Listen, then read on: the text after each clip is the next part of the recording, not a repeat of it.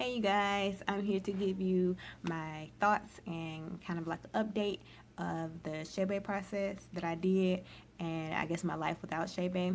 I flat ironed my hair on March 15th and today is April 9th, so it's almost been a month since I had it flat iron. It's already started to revert toward the roots, but of course the ends are still straight. So after I get over this whole little straightening thing, I will go back to doing the Shea again until I reach my goal length, and that is to be tailbone length.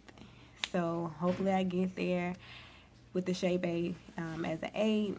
So the only thing that I'm going to do different for the next time when I reapply it this time is instead of threading it, I'm going to be doing a flat twist. As you can see, this one isn't perfect at all. I just threw it in there so you guys would know what I was talking about. But I'll be doing a flat twist instead of the 4 big chunky ones, just because it was kind of hard for me to maneuver my wigs and stuff like that. When I did wear them, it would kind of look sometimes lopsided, so it took a lot of maneuvering. So I figured I can just do some flat twists as the holding method for those 7 days. They'll probably be a lot bigger than this, but this one will just spur the moment. So moving on to my thoughts on the Shea. So for the amount of time that I did it, which was 6 months, going forth, I would definitely use the traditional powder method since I'm going to be doing it for a long period of time again, just because the traditional didn't make my hair stink and it did exactly, what it needed to do.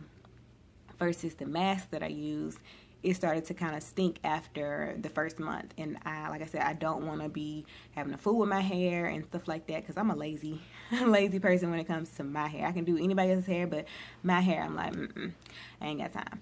So yeah, going forward, I'm just gonna do flat twist and probably do it for 6 months again, and then see where I'm at, or I may not even flat iron again in 6 months. I'm not sure. It depends on how I feel. So the Shea, both of them together, they did make my hair grow. I got 5 inches in my 6 months. So it helped me definitely get a significant amount of length, almost an inch a month, and it did help me maintain moisture, which is probably why I got the growth.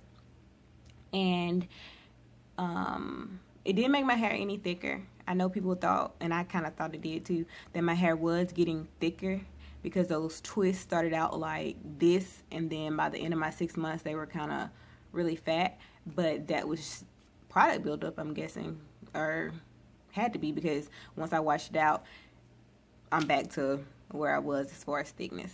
So it didn't make my hair any thicker. The overall healthiness of my hair in the 6 months that I did it, I was shocked at how healthy my hair was. Like once it was washed and blow dry and straightened and stuff like that. Because most of the time, like, granted, I didn't retain moisture like I did with the Shea beforehand. So every time I went to the salon, which was like every 3 months, to get my hair kind of straightened and something like that, my ends, she'd be like, oh, they look horrible, and then she cut them off, and then next time I go, they look horrible, and she had to cut it more. So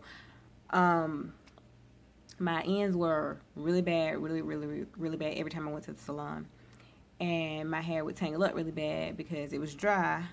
And when I washed the Shea out, my ends weren't that bad. They looked pretty much like they did after she cut them. I mean, I did have a few ends that needed to be clipped, but it was like search and destroy versus having a significant line of like demarcation where, hey, this part is really dark, and then you see the see-through method. So I liked how healthy it kept my hair over that amount of time, especially without washing it and stuff like that. And I think that's just because we have this preconceived notion just from growing up that you have to wash your hair like every 2 weeks, and some people say wash it every week and stuff like that. So we think if we don't do that, then everything's gonna be destroyed. But my scalp was very healthy. It didn't itch or anything, but it didn't itch when I had the Shea in either. but it didn't get like any damage or dandruff or anything like that. I didn't experience any of that during the 6 months. And when I was flat ironing my hair, I noticed that I didn't have to do like multiple passes, and that could be contributed to something else, not even related to Shea. But I did notice that when I did flat iron my hair, I only had to do one pass, and it was like straight. If you watched the previous video, you saw how straight it got, and that's just with one pass, and that was like on 350. I'm not sure, but like I said, I really enjoyed the Shea. It gave me some good results as far as hair growth and moisture retention, which is what I was mainly focused on anyway. So I got what I wanted from it, and hopefully it'll get me where I want to be. So I'm starting out, we'll say, a little bit below bra strap length. I have a shirt that I measured it on to count, and then this time the shirt is different. It's a button up, and it has different lines on it, so we'll be able to keep up with it better this time. I'm not sure if I'm going to do monthly updates this time, just because I've already been through it. But if anything changes, I will let you guys know. But yeah, within the next probably week, if it lasts that long, week or two, I'll be starting the process over. And I may come and just show you like what I mean by having my whole head flat twisted, just because I wear, like I said, lots of wigs and stuff, and that's even before I do the shave anyway. So my goal length is tailbone, and right now we're right at like near bra.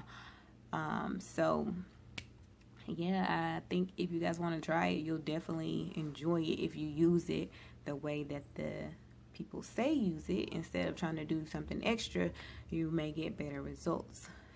This time I'll probably be doing the same thing as far as how I apply it.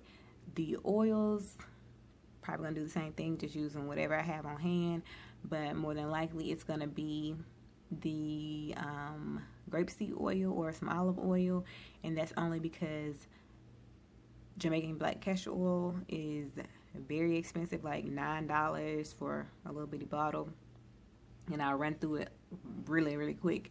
So I'll probably be using a cheaper oil that I can get like at the grocery store, or one that's not $9 for a bottle, one that's like $5 for a big bottle or something like that. So I'll be using just some cooking type oils for the oil, and then I will be using the grease. I'll probably use the Softy, just because I have some of that. That's the last grease that I have right now, and it's pretty thick. Pine Tar isn't that expensive, so if I do run out of Softy, I probably will get Pine Tar again, because that was my favorite grease to use. But yeah, that is my update. Life without Shea. Oh, and I guess an update why my hair was flat ironed. I mean, it acts like my hair that's flat iron, doesn't tangle or anything. I wrapped it for the first 2 weeks, I'm on like week 3.5 now. So the first few weeks I flat ironed it, and then once my roots started not being so cooperative, I just parted down the middle, ball it up like this, and wrap it like that, and it'll give me like a little bit of wave. But I mostly rock ponytails. I'm not a straight down type person. But yeah, I mostly just rock a ponytail, and that's how I've been doing it for this last month, pretty much. Not adding anything to it, no oils, no anything. So we'll be going right out of this to the Shea once it reverts even more. So I hope this video is helpful. If you have any questions, drop them in the comments below, and I will answer them. And I will see you guys in my next video.